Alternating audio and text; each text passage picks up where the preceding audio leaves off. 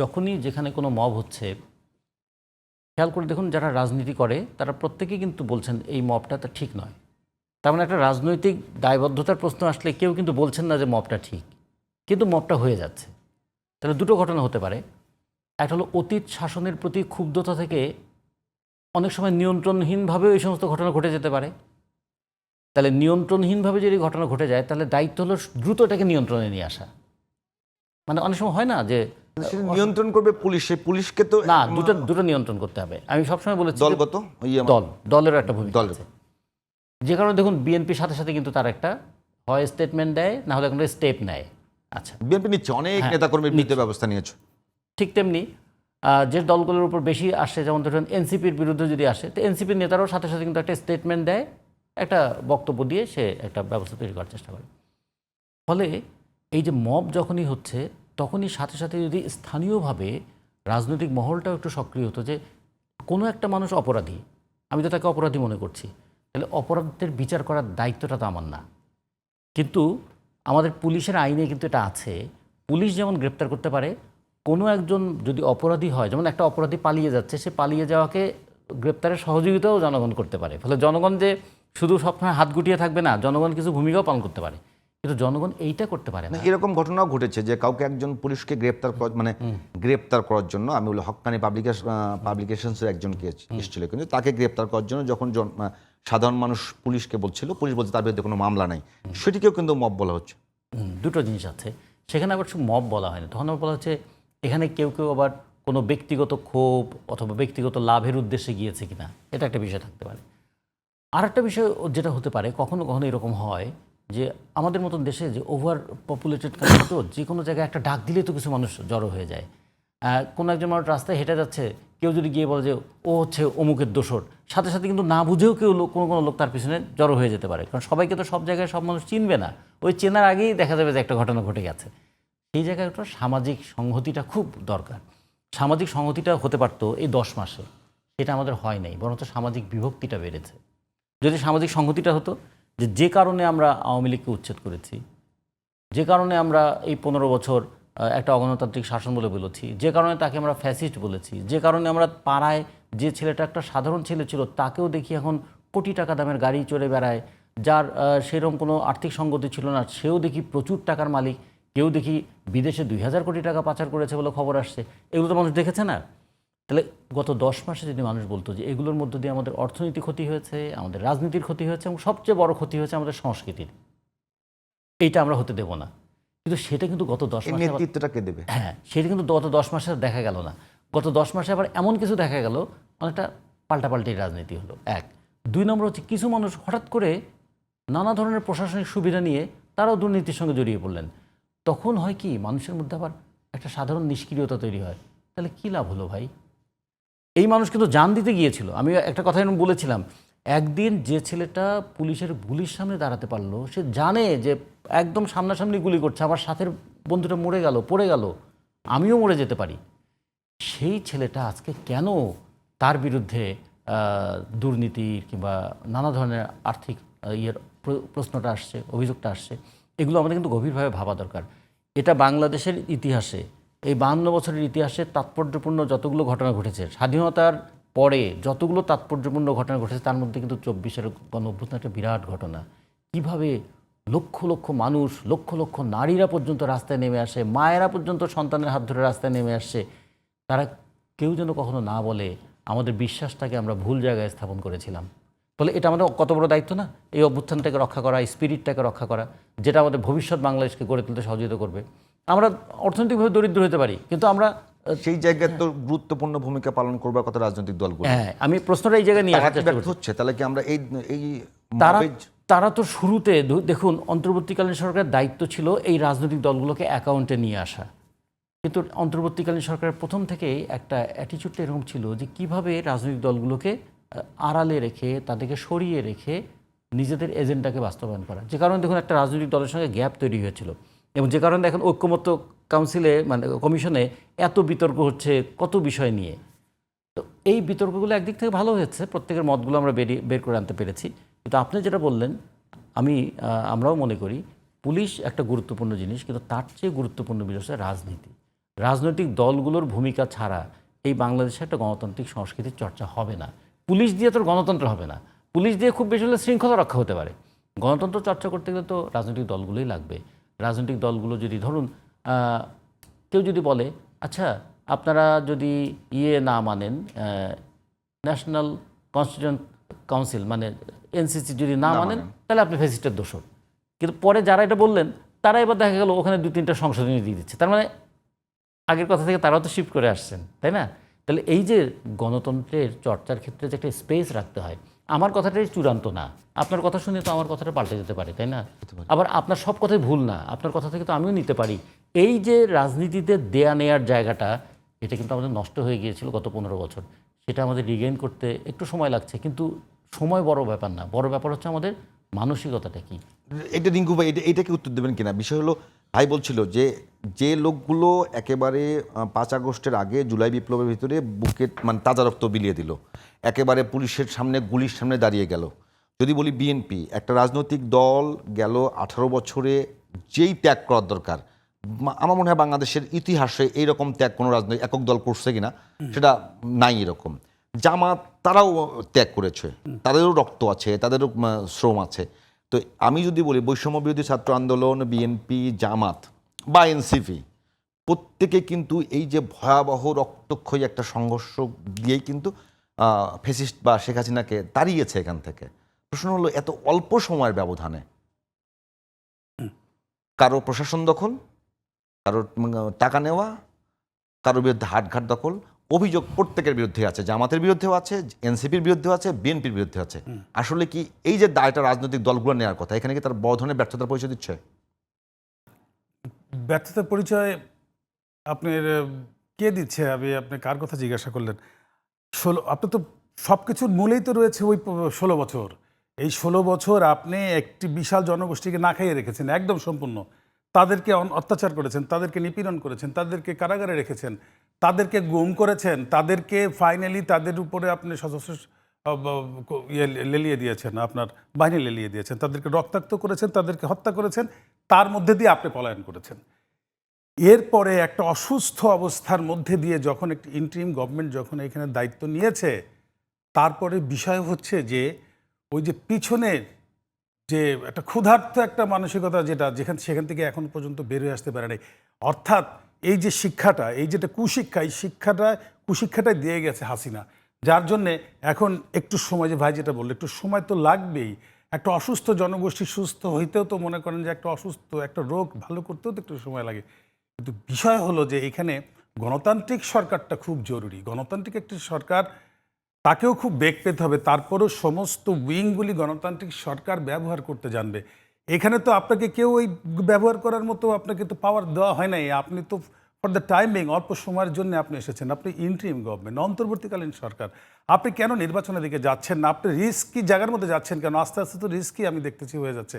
তারপরে যদি আপনি রিস্কের মধ্যে দিয়েও যদি আপনি কারো প্রতি যদি একটু আলাদা চোখে যদি আপনি দেখতে যান, যে এখানে বিএনপি, জামাত ইসলাম, অন্যান্য রাজনৈতিক সংগঠন, তারা আপনার রক্ত দিল, আপনার আরেকটা গোষ্ঠী, আরেকটা বা ছাত্ররা এসে এখানে একটা দীর্ঘদিনে আন্দোলন সংগ্রামের মধ্যে দিয়ে একটা ভিত্তি রচনা করেছিল বিরোধী পক্ষ, সেখানে এসে দাঁড়িয়ে তারা আন্দোলনের সফলতাটা এনে দিয়েছে ঘরে, তারা কষ্ট করেছে, রক্ত দিয়েছে।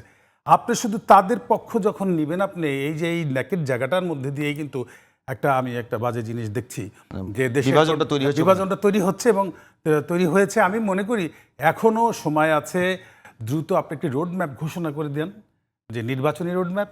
তারপরে আপনার এই সময়ের মধ্যে আপনি এদের 6 মাস, 7 মাস, 8 মাস, 27 মাস সময় পাবেন। এর মধ্যে আপনি ওই যে পুলিশকে, বিশেষ করে পুলিশকে, আমাদের সেনাবাহিনী, আমাদের সেদিন আমি দেখেছি একটা কথা বলেছে সেনাবাহিনীর প্রধান, ওনাকে নিয়ে কথা বললে আবার আমি কোনো দোষের তলে পড়ি কিনা জানি না, কিন্তু কথাটা আমার ভালো লেগেছে।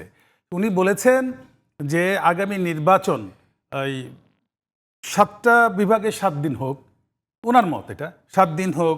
তারপরে নির্বাচনের দিন সেনাবাহিনী থাকবে প্রত্যেকটা ভোট সেন্টারে, সেখানে নেভির লোকজন থাকবে, সেখানে এয়ারফোর্স থাকবে, আকাশে হেলিকপ্টার থাকবে। অর্থাৎ একটা সুস্থ নির্বাচন, একটা নিরপেক্ষ নির্বাচন ঘটানোর জন্য উনি সর্বোচ্চ একটা পথ উনি বাতলে দিয়েছেন, এই নির্বাচনটার মধ্যে দিয়ে নিশ্চয়ই তো কেউ না কেউ তো দেশে ক্ষমতায় আসবে। তো সুতরাং ওনার কথাটাই যে এখানে হইতে হবে আমি তা জানি না, কিন্তু বাট সুযোগ কিন্তু আছে। পুলিশকে আপনি সম্পূর্ণ রূপে যদি আপনি গড়তে নাও পারেন, তারপরে একটা মিনিমাম জায়গার মধ্যে যদি আপনি গড়ে নিয়ে তারপরে যদি তাদের সব মিলিয়ে যদি এই সেনাবাহিনীর সাথে যারা আছেন সবাই মিলে এবং সর্বোপরি সিভিল প্রশাসন সবাই একটু সুস্থ মানসিকতা নিয়ে একটি সুন্দর নির্বাচনের জন্য যদি প্রস্তুতি নেই, সেই নির্বাচনের মধ্যে দিয়ে যারা ক্ষমতায় আসবে তাদের বেগ পেতে হলেও তারা সবকটি উইং চালিয়ে জনগণকে যে আপনার যে মোটিভেটেড করার জন্য নতুন করে যে পিছনে যাই ড্যামেজ হয়েছে আসুন আমরা দেশটাকে গড়ে তুলি, সেটা করা সম্ভব। সুতরাং আপনি এখানে কালক্ষেপণ না করে, সময় ক্ষেপণ না করে আপনি সমস্ত নিয়ে বিনিয়ে আপনি কারো দিকে আলাদা করে এক্সট্রা আপনি অর্ডিনারি আপনি তাদেরকে একটা সুযোগ দিবেন, বলবেন যে তাদেরও তো এখানে পরিশ্রম আছে, কষ্ট আছে, তারা একটু গুছায় নেই, এই সমস্ত কথাবার্তা ভালো না, এগুলি বলা যাবে না। আপনি এখন একটা রোডম্যাপ ঘোষণা করুন। আমরা বিএনপি রাজনীতির সাথে জড়িত, আমাদের যে নেতা তারেক রহমান সাহেবের সাথে আপনার কথা হয়েছে, আমরা আশ্বস্ত হয়েছি, দেশের জনগণ খুশি হয়েছে, আপনি একটি নির্বাচন দিতে চেয়েছেন, তিনিও মেনেছে। এবং আমি চাই যে নির্বাচন এমন গতকালকে একটি বড় ঘটনা ঘটে গিয়েছে এই সংলাপের মধ্যে দিয়ে। রতন ভাই, আপনি নিশ্চয়ই আপনি জানেন, আমাদের নেতা জনাব তারেক রহমান সাহেব বলেছেন যে প্রধানমন্ত্রী তো 2 বারের বেশি প্রধানমন্ত্রী কেউ হতে পারবে না। আমি তো চমকে গিয়েছি এই কথাটা শুনে। কতটা স্যাক্রিফাইস করতে জানেন একটা নেতা। জিয়াউর রহমান সাহেব তিনি ছিলেন এদেশের রাষ্ট্রপতি, অর্থাৎ সাবেক রাষ্ট্রপতি, সাবেক 3 বারের প্রধানমন্ত্রী। ঘরের মধ্যে 2 জন বাপ মা পিতা মাতা 2 জন এ দেশের প্রধান ছিলেন, তাদের সন্তান হয়ে উনি আজকে চিরজীবন আমি ক্ষমতায় থাকবো সেই চায় না, সেই জিনপিংয়ের মতো এরকম তো করতে পারতেন ন। উনি যেটা বলেছেন সেটা হচ্ছে দেশটাকে সত্যিকারের গড়ে তোলার জন্যে, যাতে মানুষ আর কখনো এই সন্ত্রাসের কবলে না পড়ে, কখনো আর ওই ফ্যাসিস্টের কবলে না পড়ে, কখনো যেন হাসিনার মতো কারো আর জন্ম না হয়, দীর্ঘদিন ক্ষমতায় থাকাতে যাতে ক্ষমতার লোভ কারোর মধ্যে না জমে, সেই জন্যে তিনি একটি পথ বাতলে দিয়েছেন, যারা এদেশের মানুষের জন্য একটা মারাত্মক একটা সিদ্ধান্ত যে 2 বারের পরে কেউ আর প্রধানমন্ত্রী থাকতে পারবে না। আমি মনে করি আরও সংশোধন আসবে। আমাদের যেহেতু এমন নেতা বাংলাদেশের মানুষ পেয়েছে জনাব তারেক রহমানকে, আমি মনে করি যে সামনে উনি আরও এমন কিছু দিবেন এই জাতিকে, এই জাতি যেটা প্রয়োজন। একটু বলবেন যে বিষয় হলো যে রতন ভাই কিন্তু বলছে যে বাংলাদেশের রাজনৈতিক দলগুলোর ঐক্য এবং তার ক্যাম্পেইন এবং তারা যদি সেফগার্ড হিসেবে দাঁড়িয়ে যায়, তাহলে যে বিপ্লবে যে মানে ক্ষত তৈরি হয়েছে, যার ফলে মব জাস্টিসটা হচ্ছে, যার ফলে আপনি বলছেন না ভালো নির্বাচনের জন্য সব কিছুর জন্য কিন্তু এর রাজনৈতিক বোঝাপড়াটা খুব জরুরি। আমার প্রশ্ন হলো, নির্বাচন হয়নি এখন পর্যন্ত। বাংলাদেশের ইতিহাস বলে যে নির্বাচনের পরে রাজনৈতিক দলগুলোর ভিতরে কিন্তু অবিশ্বাসটা আরও বেশি দানা বাঁধে। তো আপনি কি মনে করছেন যে নির্বাচনের আগে যেখানে রাজনৈতিক বোঝাপড়াটা মানে শক্ত হচ্ছে না, এটাকে নির্বাচনের পরে হবে আরও বেশি শক্ত হবে? আপনি তো নির্বাচনে যখন আপনি একটি সুস্থ নির্বাচন এবং নিরপেক্ষ নির্বাচন আপনি যখন করতে পারবেন, তখন তো জনগণই আপনার মতামত প্রকাশ করবে। জনগণের ভোটেই তো একটি সরকার নির্বাচিত হবে। সেই নির্বাচিত সরকারকে নিয়ে তারপরে আবার যে নতুন করে যাবার কোনো কিছু দানা বাঁধবে তো সহজে আমি তো মনে করি না। মনে করি রতন ভাই এইটা একটু বলবেন যে বিষয়টা হলো, এখন পর্যন্ত সামাজিক যোগাযোগ মাধ্যমে বিভিন্ন অ্যাক্টিভিস্ট, আমি স্পেসিফিক কারোর নাম বলছি না, তারা কিন্তু এই মব জাস্টিসটাকে প্রচার করার চেষ্টা করছে এটা বিপ্লব। প্রথমত মব জাস্টিস কথাটাই ঠিক নয়, এটা মব ভায়োলেন্স। 2 নম্বর, এটা কোনো বিপ্লব নয়, এটা হচ্ছে বিপ্লবের পরে মানুষের ক্ষুব্ধ প্রতিক্রিয়া, যদি আমি বিপ্লব ধরি। আর যদি অভ্যুত্থান ধরি, তাহলে অভ্যুত্থানে মানুষের এরকম ক্ষুব্ধ প্রতিক্রিয়া থাকে এবং কখনো কখনো এর সঙ্গে সুযোগ সন্ধানীরাও যুক্ত হয়ে থাকে। সেই সময়ে যারা অভ্যুত্থানের পরে যারা দায়িত্বশীল, তাদের দায়িত্ব হয়ে দাঁড়ায় কোনটা ক্ষুব্ধ প্রতিক্রিয়া আর কোনটা সুযোগ সন্ধানীদের ক্রিয়া, এই দুটোকে সেপারেট করা। 2 নম্বর হচ্ছে, যাই হোক না কেন শেষ পর্যন্ত ওই অন্যায়কে দমন করবার জন্য নামে আর একটা অন্যায়কে এস্টাবলিশ করা নয়, বরঞ্চ অন্যায়ের পরিবর্তে একটা ন্যায়ানুগ পরিবেশ তৈরি করা। এই কারণে দেখবেন যে কোনো অভ্যুত্থানের পরে শৃঙ্খলা রক্ষা করার কাজটাই অনেক বেশি গুরুত্বপূর্ণ। তো ফলে আমরা মনে করি এই কাজটা আমাদের একটু করা দরকার। আর দ্বিতীয়ত হচ্ছে, কোনো অজুহাতেই আমরা তো উচ্ছৃঙ্খলতাকে প্রশ্রয় দেবো না। আন্দোলন এবং উচ্ছৃঙ্খলতা এক জিনিস নয়। খেয়াল করে দেখুন, রাত 12টা, 12:30, 1টার সময় ছাত্রছাত্রীরা মিছিল করছে, ছাত্রদের পাশে ছাত্রীরাও মিছিল করছে, তখন কিন্তু নারী আতঙ্কিত হয় নাই। কারণ আন্দোলনে যখন থাকে, আন্দোলন একটা চরিত্র তৈরি করে, আন্দোলন একটা সহানুভূতি তৈরি করে, আন্দোলন একটা সহমর্মিতা তৈরি করে। এখন মেয়েরা রাস্তায় বেরোতে ভয় পাচ্ছে কেন? তার মানে সেই একই মেয়ে তো। তাহলে দেখুন, আন্দোলনের মধ্যে থাকলে তখন যে চরিত্রটা তৈরি হয় সেই চরিত্রটা রক্ষা করতে গেলেও আবার আর এক ধরনের সাংস্কৃতিক আন্দোলন দরকার হয়। এইটা আমরা মনে করি এদিকটা একটু খেয়াল রাখা দরকার। আমরা রাজনৈতিক দলের দিক থেকে এই ভূমিকাটা পালন করতে চাইব। আর 2 নম্বর হচ্ছে, আমরা দেখুন, আমরা বাসদ এবং আমরা বাম জোটের পক্ষ থেকেও কিন্তু বারবার এই কথাটাই বলছি, আমাদের চাওয়াটা কি ছিল? আমাদের চাওয়াটা কিন্তু একটা গণতান্ত্রিক পরিবেশ চাওয়া ছিল। কারণ গণতান্ত্রিক পরিবেশটা হচ্ছে এমন জিনিস, গণতান্ত্রিক পরিবেশ থাকলেই কিন্তু আমি জবাবদিহি চাইতে পারবো যে আপনি এই বাজেটটা কেন এভাবে করলেন, আপনি এই ক্ষেত্রে এত বরাদ্দ ছিল, এত কেন ব্যয় করলেন। এই যে প্রত্যেকটা প্রশ্ন করতে পারবে, প্রশ্নই হচ্ছে সবচেয়ে বড় প্রতিষেধক। এটা করার একটা পরিবেশ চেয়েছে। আর একটা জিনিস আমরা এখানে চাই যে নির্বাচন ছাড়া অন্য কোনোভাবে ক্ষমতা দখল করলে, নির্বাচন ছাড়া 3টাভাবে ক্ষমতা পরিবর্তন হতে পারে নির্বাচন সহ। একটা হতে পারে এদের অভ্যুত্থানের মাধ্যমে, একটা হচ্ছে সামরিক কুর মাধ্যমে, আর একটা নির্বাচনের মাধ্যমে। নির্বাচনের মাধ্যমে যদি ক্ষমতার পরিবর্তন হয় তাহলে মানুষের অন্তত একটা জবাবদিহি চাইবার জায়গা থাকে। সেই জবাবদিহি চাইবার জায়গাটা তৈরি করতে পারলেই একদিন হয়তো যারাই ক্ষমতায় আসেন না কেন তাদেরকে জনগণের মুখোমুখি দাঁড়াতে হবে। মানে ভাই, রতন ভাই, আপনি বলছেন যে ঠিক আছে, নির্বাচনের মধ্য দিয়ে যদি সরকার গঠিত হয় সেটা জবাবদিহিতে থাকে। এই যে আপনি অনেকগুলো সমীক্ষাতেও কিন্তু এসছে যে বিষয়টা এই গেল 10 মাসে যে মব ভায়োলেন্স বলেন যেটি আপনি, যে ঘটনাগুলো ঘটেছে তাতে প্রায় 174 জন মারা গেছে এবং অনেকগুলো মানুষের ঘরবাড়ি জ্বালিয়ে দেওয়া হয়েছে। মজার বিষয় হলো সবচেয়ে বড় বড় যে আলোচিত ঘটনাগুলো সেগুলো কিন্তু যারা দোষী তারা দ্রুত জামিন পেয়ে গেছে। এখানে কি সরকারের কঠোরতার কোনো ব্যত্যয় দেখছেন কিনা, অভাব দেখছেন কিনা? কঠোরতার ব্যত্যয় নয়, প্রশ্রয় দেখছি আমরা। কঠোরতার ব্যত্যয় হলে তো আপনি মাপটা দেখবেন, মানে একটু মেপে দেখবেন যে এতটুকু কঠোর হওয়া দরকার ছিল, এতটুকু কঠোর হয়েছে। এখন তো আমরা প্রশ্রয় দেখছি। আচ্ছা, ঢাকা বিশ্ববিদ্যালয়ের যে ছাত্রীটা লাঞ্ছিত হলো, তারপরে লাঞ্ছনাকারী ফুলের মালা দিয়ে তাকে নিয়ে আসা হলো। আচ্ছা, ধরুন যাদেরকে এই ছোট্ট একটা ঘটনা দেখুন তো, বাংলাদেশের মতন দেশে যারা সেলুনে কাজ করে তারা সামাজিকভাবে কত প্রান্তিক, অর্থনৈতিক দিক থেকে কত প্রান্তিক, তাদেরকে পেটানোর জন্য কয়েকশো মানুষ জড়ো হয়ে এই যে পেটালো, এতে কি মনে করেন এর মধ্য দিয়ে ধর্মের ভাবমূর্তি বাড়লো নাকি আগ্রাসী রূপটা দেখা গেল? এবার এইটা যারা করলেন তাদেরকে কেউ কি একটু বললো না যে তোমরা এটা ঠিক করো নাই? ও যদি বলেও থাকে এটা ঠিক আছে, জিজ্ঞেস করো ও বলেছে কিনা। আর ও এই কথাটা বলার কারণে তোমরা যে কাজটা করলা তাতে কি তোমরা সত্যি তোমাদের ভাবমূর্তিটা উজ্জ্বল করলে? এই কথাগুলো বলার মতন সমাজে কিন্তু ভয়েসগুলো নাই। মব সংস্কৃতির সবচেয়ে বড় বিপদ কি জানেন? যখনই আপনি একটা যৌক্তিক কথা বলবেন আপনার বিরুদ্ধে একটা মব হয়ে যেতে পারে। এইটা মানুষকে শুধু আতঙ্কিত করে না, একটা গণতান্ত্রিক পরিবেশটাকেও নষ্ট করে। ফলে যারা গণতান্ত্রিক পরিবেশটাকে রক্ষা করতে চায় না তারা কখনো কখনো মবকে উস্কেও দিতে পারে। যে কথাটা আমার কাছে মাঝে মাঝে সন্দেহের মতো মনে হয়, গণতান্ত্রিক পরিবেশটাকে বিঘ্নিত করার জন্য কখনো কখনো মবকে কি প্রশ্রয় দেওয়া হয়? এবং একটা সময় জ্যোতি বসু একটা কথা বলেছিলেন পশ্চিমবঙ্গে, যদি সরকার না চায় তাহলে কোথাও দাঙ্গা হতে পারে না। এখন আমাদের মনে হয় যে যদি একটু প্রশ্রয় না থাকে তাহলে কোথাও এই মবের নামে উশৃঙ্খলতা হতে পারে না। রতন ভাই, তাহলে পিঙ্কু ভাই, আপনি এইটা নিয়ে বলবেন যে বিষয়টা হলো সরকারের, মানে বেশিরভাগ বললাম আপনাকে যে প্রশ্নটা করেছিলাম যে বেশিরভাগ মবের ঘটনায় যারা দোষী তারা কিন্তু জামিন পাচ্ছে। তো আপনি কি এখানে যদি বলি যে সরকার একটু, ভাই বলছে প্রশ্রয়, তো প্রশ্রয় হলে সরকার চাচ্ছে যে এখানে একটা পরিস্থিতি তৈরি হবে যাতে করে গণতান্ত্রিক পরিস্থিতি ফেরত না আসে, তো সেখানে রাজনৈতিক দলগুলো সেই ইয়েতে ফাঁদে পা দিচ্ছে কেন? রাজনৈতিক দলগুলো এখানে ফাঁদে পা দিচ্ছে। এখানে রাজনীতির বাইরে বাংলাদেশের মানে তরুণ সমাজ বলেন, বাংলাদেশের মানুষের রাজনীতি নিয়ে বাংলাদেশের মানুষের একটা ইয়ে আছে, একটা ইন্টারেস্টিং বিষয় আছে। এরা ম্যাক্সিমাম লোক যদি রাজনীতির সাথে জড়িত, সেটা আপনি বলতে পারেন যে আমাদের কর্মক্ষেত্রের অভাব, আমাদের অবসর সময়, এই জন্য আমরা রাজনীতিটা নিয়ে থাকি, এরকমও হইতে পারে। বাট বাংলাদেশের মানুষ, ম্যাক্সিমাম মানুষজনই গ্রামগঞ্জে দেখবেন যে গ্রামগঞ্জে চায়ের দোকানে সন্ধ্যার পর হলে রাজনৈতিক আলোচনা শুরু হয়ে যায়। এবং এদেশে আমাদের দেশের যারা রিক্সা প্রান্তিক যারা, তারাও রাজনীতি নিয়েই আলোচনা, রাজনীতি নিয়েই থাকে।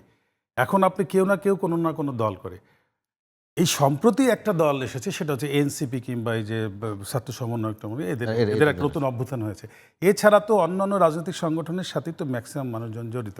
এখন এর মধ্যে থেকে বিচ্ছিন্নভাবে কেউ কেউ এই মবের সাথে জড়িত যারা, তারা কোনো না কোনো দলের সাথে কর্মী না, তাদের এরকম পাওয়া যাচ্ছে পরিচয়।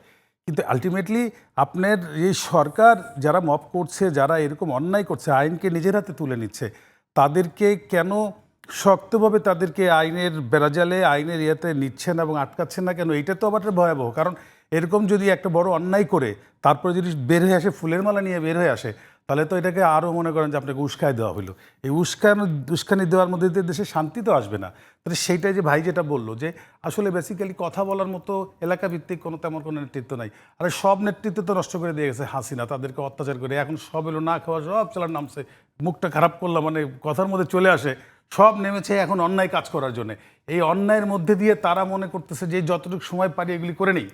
এই যে করতে গিয়ে এখন দেশের পরিস্থিতিটা এমন একটা অনিয়ন্ত্রিত অবস্থার মধ্যে চলে গেছে যে যেখানে মব সংগঠিত হচ্ছে, মব যারা করছে তাদেরকে আবার পুলিশে তাদেরকে খুব একটা ভয় পাচ্ছে পুলিশে, যে আমাদের কে দেখবে। আমি যদি এখন এর যদি দেখা যায় যে ছাত্র সমন্বয়কারী কিংবা এনসিপির লোক কিংবা বিএনপির লোক, কালকে যদি বিএনপি পাওয়ারে আসে, পিঙ্কু ভাই শেষ করব কালকে যদি বিএনপি পাওয়ার আসে তাহলে আমার চাকরিটা থাকবে না। সবকিছু মিলিয়ে যারা অন্যায় করছে তাদেরকে কিন্তু শক্ত হাতে দমন কিন্তু কেউ করার চেষ্টা করছে না। এটা কিন্তু দেশের জন্য খুব ভালো হচ্ছে না। ধন্যবাদ। বের হয়ে আসাটা এখন একটা সময়ের দাবি। এখন যদি দেশকে যদি গুছাতে হয়, দেশকে যদি আগামী দিনে যে একটি সুন্দর একটি নির্বাচন উপহার দিতে হয়, তাহলে ইন্টারিম গভর্নমেন্টকে আমি মনে করি যে একেবারে সত্যিকারের শক্ত হতে হবে। ধন্যবাদ জনাব মাহবুবুল হাসান হাসান ভূঁইয়া পিঙ্কু, ধন্যবাদ রাজিকুজ্জামান রতন। দর্শক দেখছিলেন সোনালী লাইফ ইন্স্যুরেন্স সংবাদ সংলাপ। আজ এ পর্যন্তই। আশা করছি আগামীকাল ঠিক এই সময় আপনাদের সঙ্গে আবার অন্য কোনো বিষয় নিয়ে দেখা হবে।